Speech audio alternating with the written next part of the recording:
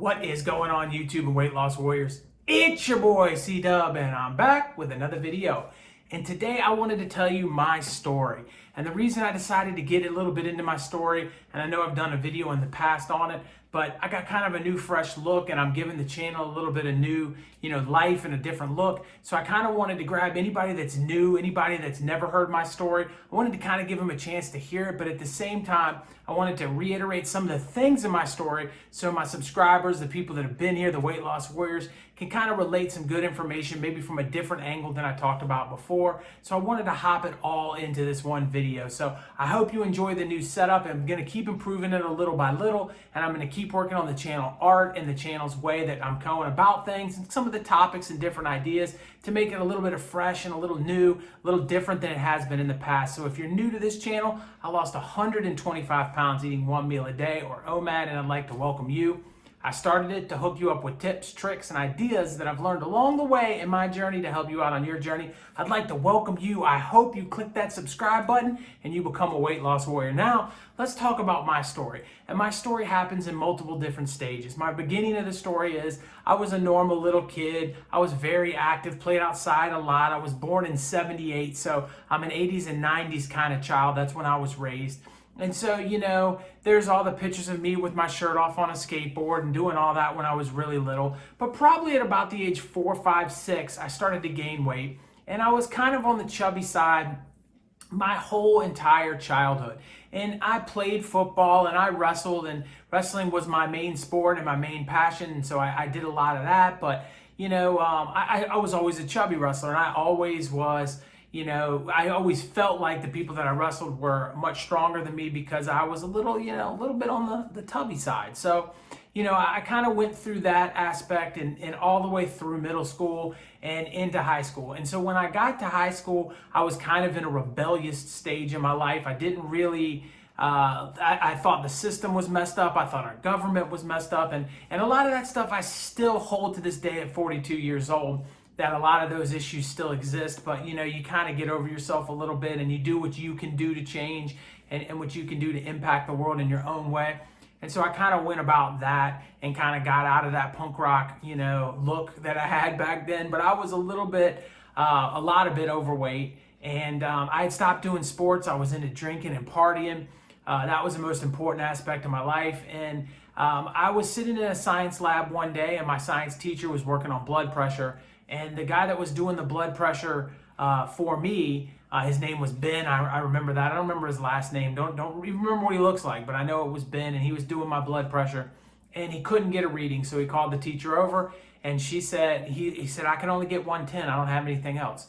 And she said, well, there's another number there. And so she started to look at it, and she said, oh, I see what's going on. It's 170 over 110. And he was thinking that 110 was the top number, and it actually wasn't. So it put me into a situation where the teacher was like, I think you need to go see a doctor ASAP. So I called my dad. He was a pharmacist. He said, go to CVS, put your arm in the little machine, and if it reads anything near what your teacher's saying, go to the doctor. He said, don't worry about it. I think she's doing it wrong, the test wrong. So I went to CVS, stuck my arm in the little machine, got my blood pressure reading, and it was worse. It was 170 over 120. I went to the doctor. He laid me down in a room, turned off all the lights, told me to take a nap.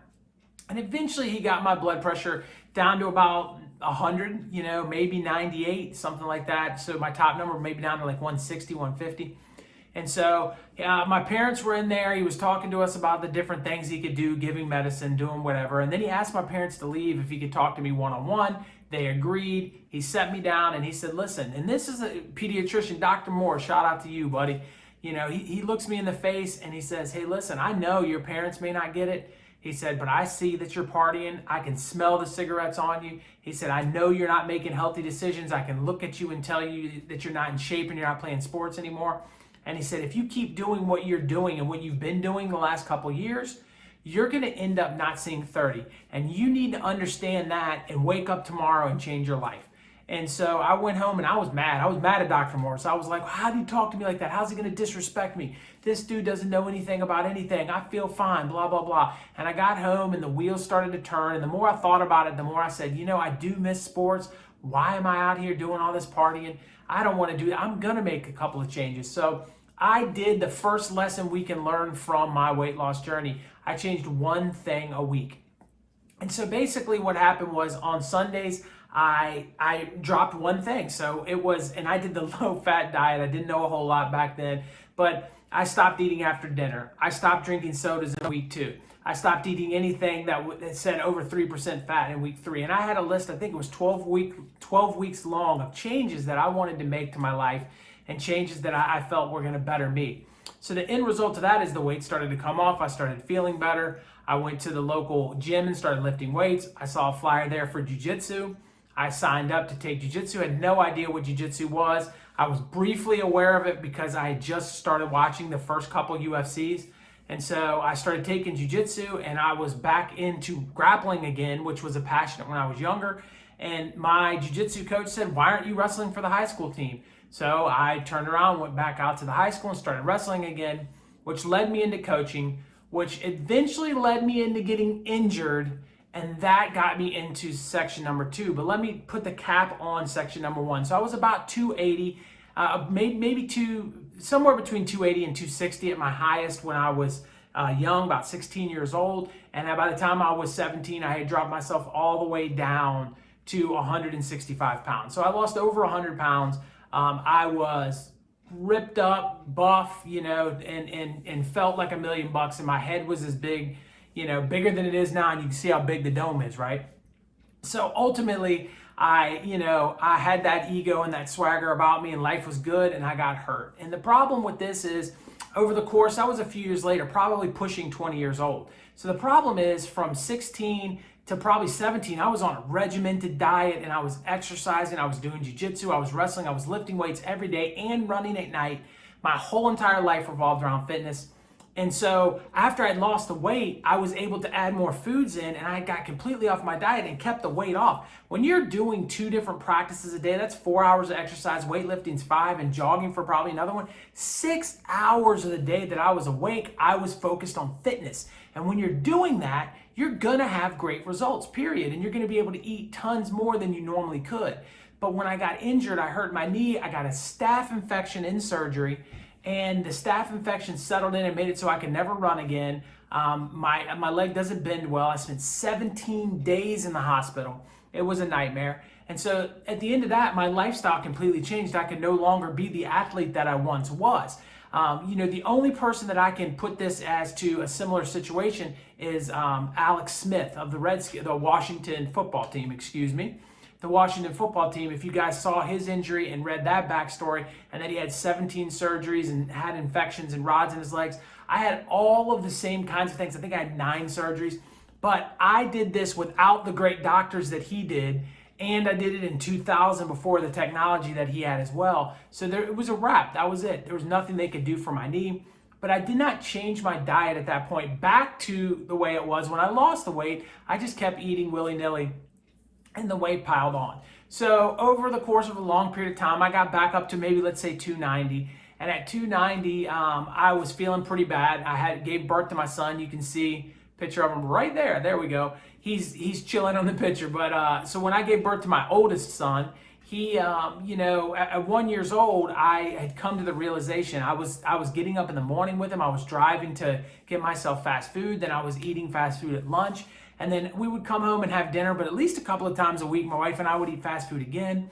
And I felt like I was dying. I just didn't feel good. And I had eaten some food on Thanksgiving on my way up to visit my mom. That was awful. That was fast food. It made me sick. And I decided I was never eating fast food again. I cut that out. And still to this day, I have not eaten fast food. My son is about to turn 12. So I'm working on 11 years without going through a fast food line. That is insane. So with that said, I had cut all fast food out, but that didn't mean that I stopped eating bad foods and stopped eating all of the time, because I did all of those things.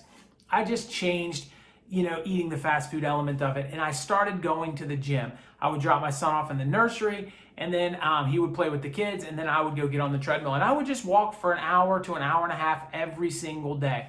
And I lost 80 pounds. I got down to about 210. It might have been 220, somewhere in that range. But I know it was 80 pounds, and I felt really good. I felt like I had made a change. I felt like I was doing better for myself, and I felt like I extended my life. I felt like I was sleeping better. There was a lot of good things there, and I did it without any diet whatsoever.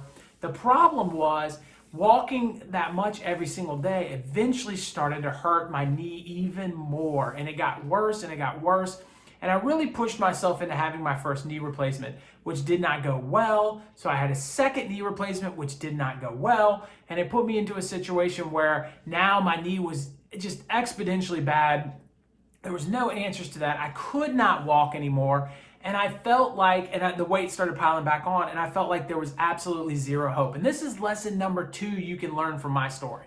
Lesson number 2 is I let the excuses come in. And I know when I say that, a lot of people get upset with me that watch these videos, but the excuses started to set in, and I started to buy into my own excuses. I started to believe that the knee was the problem, that nothing else, that I could go to the gym. I've proved that I could do the work and I could get the weight off and I could change my life and do all that, but my knee, if I could just amputate my leg, I would be okay. I would be able to stop taking Percocet that I was taking almost daily. I could be able to grind back at it, and there was just a laundry list of reasons why that happened. Well, the weight piled on. I got up to 310 pounds. You guys can see from the picture over here, this is actually when I'm gaining weight back. Before, after I had lost the weight, and now I'm gaining it back and going on up to that 310. Developed really bad sleep apnea, felt horrible, was in a bad spot, and I started to accept the fact that my fate was to be overweight, and that my fate was to have an early demise, that I wasn't going to be on the planet as long as maybe I wanted to be or thought I could be. And so I kind of said to myself, that's okay. This is something that I'm just going to have to deal with. And that's a bad place to be. But I was listening to the Joe Rogan podcast. He had Dr. Rhonda Patrick. I don't know why I said Fitzpatrick, but Dr. Rhonda Patrick on there. And I will link that podcast down below. And they started talking about the benefits of intermittent fasting and how this changes people's lives, and it does this and it does that. And I started to kind of hear, well, I really wasn't paying attention, but then they started talking about all you got to do is skip meals. And I really didn't like to eat in the morning. I said, well, I can wait until 10 o'clock to eat. It won't lose a single pound. This is nonsense. But I started Googling it. I started looking at it. I watched a couple videos. I said, it's worth giving a try. Why not? Nothing else in the world has ever worked for me and been able to keep it off. Let's just do it and see what happens. So I started a 16 and 8 protocol, and I had lost a little bit of weight, and it was time to go on vacation to Las Vegas. And in Las Vegas, I decided that I would eat whatever I wanted, 2 meals a day, lunch, dinner, that's it.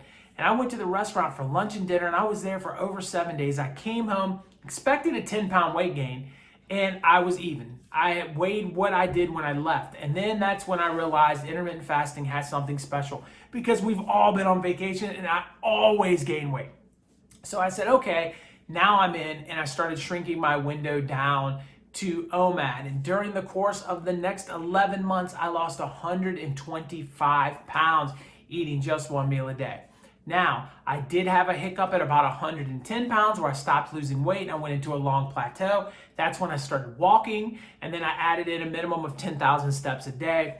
And then I was able to lose the last little bit of weight. And since then, I've just kind of been hanging out in maintenance mode, enjoying my life now. And I started this journey in March of 2018. So as you can see, I'm 2.5 years into this journey. And I've been able to keep it off, and I've been able to keep it down, and it's been such an amazing thing.